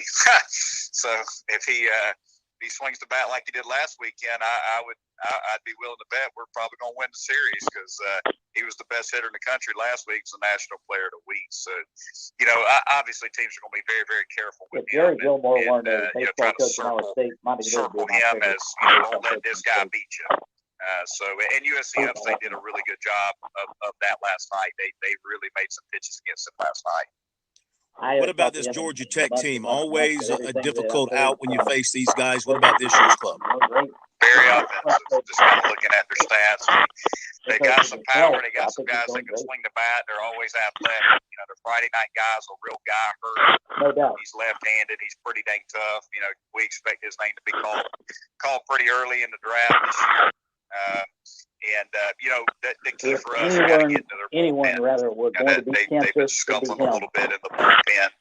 So big key for us to get really good at bats first two times through the order against their number one and their number two, and force their hand, force them to go to the bullpen where we feel like we got a chance to win the game if we can do that. All right. And how's the health of your team? Guys are coming back off the injured list. Are they staying healthy? Anybody else kind of nicked up going into this weekend? No, we're in pretty good shape, knock on wood, right now. We're probably about as healthy as we've been all year. So, and we certainly need to be down the stretch here. So we're in good shape on the health side. Monty Lee, on the way to Atlanta. They're there now. They're working out. That's why we had to record him. But the Tigers have not lost since we were the ones to reach out to him when they were in the midst of their losing streak and say, hey, let's keep talking to Monty Lee. They haven't lost a game since, taking advantage of the Sports Talk Kiss. See if that carries on to this weekend in Atlanta against Georgia Tech, which is always, as you heard him say, they have some good offense. They got some power. Not having the greatest of years by their standards because, there's been times when they've dominated the ACC, and they are, they're not awful, 21-18, 15-12, so they match Clemson pretty much series number for number. Yeah. It's a really big series for them. And if you've not been to a baseball game at Georgia Tech and see their facility, it is gorgeous. It sits right in the middle, much like their football stadium does, but it sits right in the middle of campus. It is a glorious place to watch a baseball game, and especially at night when you get the skyline of Atlanta in the background. It's just a great setup there. Yeah, they're 50 in the RPI, so they got some work to do to not only they're not going to host anything, but they got some work to do to put themselves in position to have an at-large bid unless they win the ACC tournament. The Wells Fargo is the stop this week on the PGA Tour. Back in the Carolinas once again. We got the PGA Championship coming up in a couple of weeks down at Kiowa. Got a lot of golf in our area, of course. Still have the South Carolina tournament that's being moved from Canada over to Congaree. So we got a lot of golf to keep an eye on here in South Carolina. And let's update what's happening at the Wells Fargo across the border in the Charlotte area. And look who leads. Oh, my. Phil Mickelson, 7 under 64. Nice job by Phil Mickelson to find it today. Kyung-Hoon Lee is at 5 under along with Keegan Bradley. And Peter Malnati is at 4 under along with Tommy Fleetwood, Luke List, Gary Woodland, Keith Mitchell, and former Clemson star Kyle Stanley had a good day. He's at 4 under. Let's look at some other locals that we keep an eye on, or some of the other big names. Justin Thomas, 2 under 69. Ben Martin, a 2 under 69. Ricky Fowler, 1 under 70. DeChambeau, 1 under. Bubba, 1 under. Scott Brown, even 71. Patrick Reed, even. Will Zalatoris, even 71. Doc Redmond, +1. Jason Day, +1. Rory McIlroy, +1. Russell Henley, +3. Lucas Glover, +3. DJ Trahan, +3. Matthew Neesmith, +4. John Rahm, +576. And Bill Haas, +576. By the way, you see where Dustin Johnson's committed to play in that tournament, or has told people that he's planning on playing in that tournament at Congaree. So that will certainly spice up that field. So we got racing at Darlington getting underway with the truck race tomorrow night. And then on Saturday afternoon, they'll have the Xfinity race. One of those drivers will be a young guy who's worked his way up through the ranks, young man by the name of Ryan Herbst. He is a native of Las Vegas, and he is coming off a fourth-place finish at Talladega. And in last year's race at Darlington, the second race, he finished fourth. So he had a good run there. He's got a good feel for Darlington. He's run there twice in his career. We had a chance to talk with him earlier this week about getting ready for Darlington and why he feels like it's one of his favorite tracks. Yeah, well, thank you for having me, first of all. But yeah, I'm excited to get back down to Darlington, South Carolina, and go try to run with the Lady in Black. We had a pretty good finish last year when we were there. I think we finished fourth, so hoping for a few spots better this year, and I think we can make it happen. Why do you like the place so much? Why have you done well there? Sorry. Well, I don't know. Now, I love how challenging just it on is. News Sports Talk, I'm not sure about this, but we do get to play like a practice media round as the racing course players for the PGA Championship. It's super fun. That's how that works, doesn't it? Get a good lap around there, you're like, oh man, that was awesome. Let's try to replicate it and do it again and again. So hopefully we can have a lot of good laps and try to keep that's the funny right side because clean and you hopefully try to saw win the a couple race. of weeks back on one of my PGA Championship trips. I actually got a notice that they were having a media day up in Charlotte. I went up there for that. Race last year we got the right of all side places. pretty good, but When the PGA was in Charlotte at Quail Hollow a couple years back, 2017. Yeah, I mean, I got notification for that. I was thinking, Henry good grief. Rifles Ford Little Mustang station in Florence. this year. It's gonna be looking pretty cool with the Tony Stewart towback scheme on it, so I'm really excited. I would love to at least about walk the that track golf course. and your My game is nowhere experiences close there. to being What able have to you play found it, to be the most difficult it part of looks navigating phenomenal on Darlington? TV. Man, that's a tough question. I would say the rhythm behind it. You feel like you're in a good rhythm, and the car is flowing well, and it's just moving smoothly on the racetrack, and then you catch a lap every traffic school in the or southeast, car or some rubber starts to get laid down on the track, and you have to kind of move around and kind of search and try to keep the grip in the tire. The question is, are they interested in If him? it all stayed the same, I think it would take half the challenge away from it. But I mean, NASCAR racing is ever changing throughout the race, so I feel like that's one of the hardest parts. And I guess you ever find yourself kind of holding your breath sometimes when you're trying to make that pass and get your car back in the right spot because you just don't have a whole lot of room out there? Yeah, especially at Darlington. By the way, Phil, I got a text message. Shane Beamer is going to be here in Florence later on this month. Do we want to cover some of those type things? Like if Dabo comes over here to Florence, do you want me to go over there? Man, I don't know if we're going to fit. And we're just going at 40 miles an hour, 45 miles an hour, let alone 180 or however fast we go. But it is kind of crazy to think that we can go 2x2 through there. It's not the best or optimal situation, but we do it. So your season to date, how do you feel about things? You're coming off a fourth place finish last time at Talladega. You got a couple of top fives. You got 3 top 10s. How do you feel about your season to date? It's okay. You always want more as a race car driver, and I always want more as an individual in life and everything. But man, we've had a lot of speed at a lot of good racetracks, and we just haven't been able to finish it. Our best finishes have been coming on recently, which is good, and hopefully we can keep that momentum going into Darlington this weekend and hopefully have another strong run. For you being with Stewart Haas Racing, what is that experience like? What's it like learning the craft from a Hall of Famer like Tony Stewart? It's super cool. I love this organization. Stewart Haas Racing is such a close group, and it's so cool to be a part of with everybody at Ford Performance. Tony Stewart and Gene Haas and everybody over here at this organization, from the Cup guys to Chase and Cole and Eric and Kevin. It's just everybody's kind of one, so it's cool to be part of. Do you get a lot of FaceTime with Tony? A little bit here and there, but he's a racer, man. He's always traveling the country, and he's racing. He loves racing just as much as all of us do. Race finish, point he's been position, out racing and collecting trophies this year. So for you, I mean, you have really come up through the ranks in racing. I mean, you're still a young guy, but you've been racing for a lot of years, which is I guess the background for most successful drivers.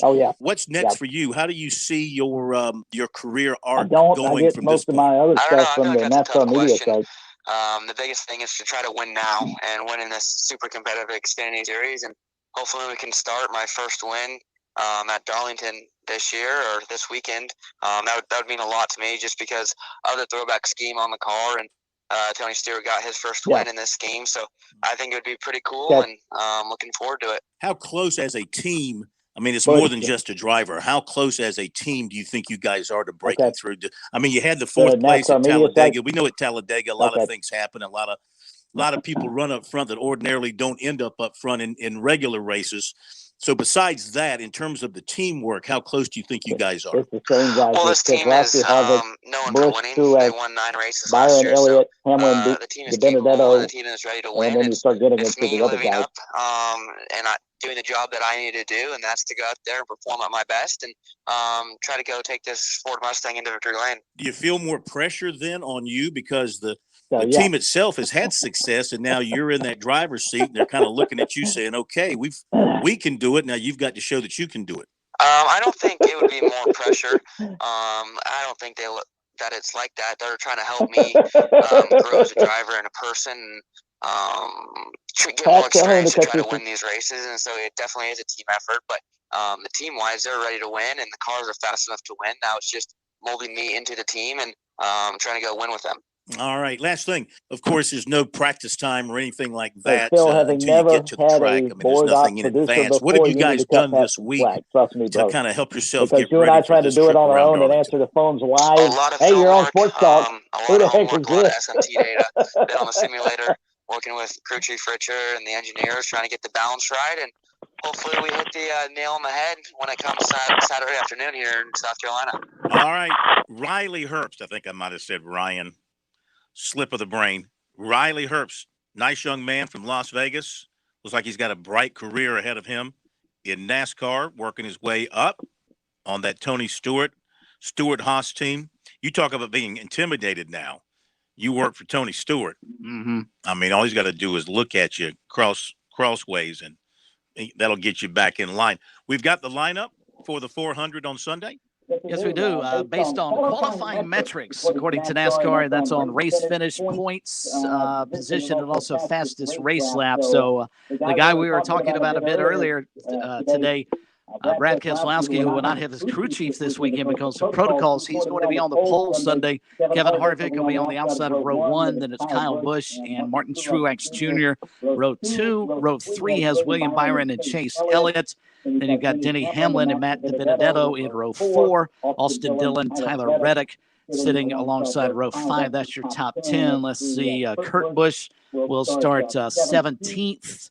Some of the other notables, Alex Bowman will start 19th. Bubba Wallace in the Michael Jordan car, the Root Insurance Toyota. He'll be 23rd. Eric Jones will start 26th. And let's see, that pretty much rounds out everybody I think people want to know. Ryan Newman, by the way, will start 20th outside row 10. But once I got past the top 10, Phil, that's pretty much all you need to know about Darlington, because I ran through all the experienced guys who know how to get around this racetrack. Over here, the egg-shaped pearl of the PD. The pearl of the PD.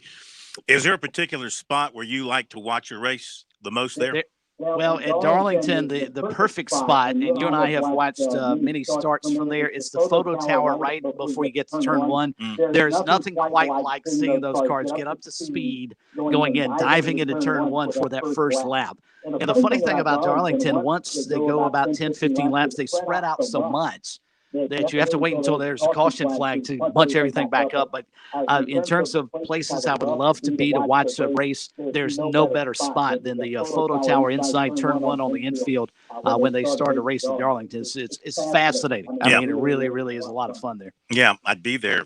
I'd gotten my second shot 2 days earlier than I got it. I'd be on that tower. They want me on that tower. They need me on that tower. And the beautiful thing, too, is you're standing on that tower, you get to see the number 1 pit stop. Oh, yes. And that's obviously one of the best teams.